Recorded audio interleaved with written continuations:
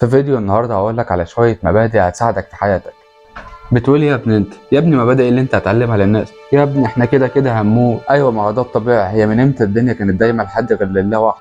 طب ما انت عارف كده تبقى مالك تعب نفسك وقاعد بتدور على شغل هنا وشغل هنا ليه كل ده؟ ما انا لو ما عملتش كده هدور على حد يديني فلوس طب وادور ليه؟ طب ما انت موجود. وانا مالي يا عم؟ شفت بقى في ثانيه قلت لي وانا مالي. عايز اقول لك على حاجه، فكره الموت دي حاجه بيد ربنا، واكيد هو ما ادالكش حياه وروح ونفس وجسد كده وخلاص. اكيد في سبب لوجودك، اكيد هو عايز منك رساله تأديها. وفي نقطه تاني عايز اعرفك بيها، ايه هي؟ في وقت بيجي عليك بتكون مش عايز تشتغل ومكسل عن اي حاجه وقاعد بتضيع في الوقت بس. فعارف ده بسبب ايه؟ ايه بقى؟ لو هناخدها من الجانب الطبي فده بيكون نقص فيتامين د، فده ممكن تعدله بالقعده تحت اشعه الشمس في الصبح، بتكون كويسه جدا ومفيده للجسم. ودور برضو على اكل ومشروبات يكون فيهم فيتامين د. طب والجانب التاني بقى؟ الجانب التاني بقى يا سيدي بيكون بسبب بعدك عن ربنا وصلاتك وصومك. وطول ما انت بعيد عن ربنا الشيطان هيدخل في دماغك فكره انك مالكش لازمه وانك ضعيف وفاشل، ويدخل في دماغك بقى فكره الموت ويخلي الفكره تسيطر على دماغك، فانت بالتالي هتحس انك مالكش لازمه وتبدا تفكر بقى وانا اشتغل واتعب نفسي ليه وانا كده كده هموت. تصدق عندك حق.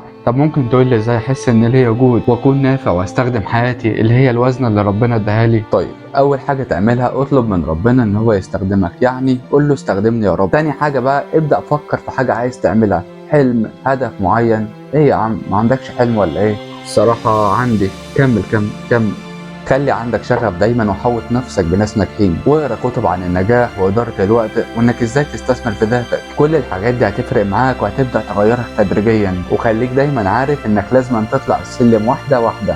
الخطوات البسيطة دي بتتعلم فيها حاجات كتيرة، فيلا ما تضيعش من وقتك ولا حياتك أكتر من كده. وسيبك من حكاية الموت دي، هو عارف إمتى هيبتديها وإمتى هينهيها. أهم حاجة إنك تكون جاهز دايما وتكون قريب منه. يلا قول يا رب وابدأ حب واستخدم حياتك. يا رب.